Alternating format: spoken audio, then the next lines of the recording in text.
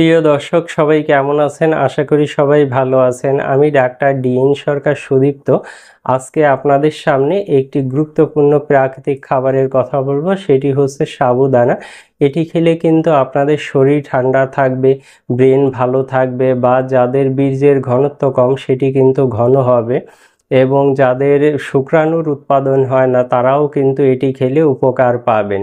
তো সাবুদানা এটি কিন্তু একটি প্রাকৃতিক খাবার। এটি খেলে কিন্তু কোনো পার্শ্ব প্রতিক্রিয়া হবে না।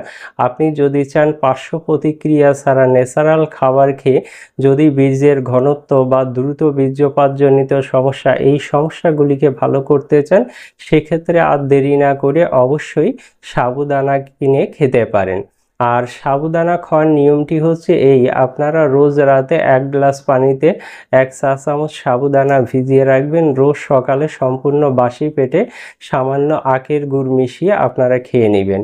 এভাবে খেলে আপনারা অবশ্যই উপকার পাবেন। তবে যারা এটি খেয়ে ভালো উপকার পেতে চাচ্ছেন তারা অবশ্যই এক নাগাড়ে 2 থেকে 3 মাস খাবেন, সেক্ষেত্রে আপনারা অবশ্যই উপকৃত হবেন।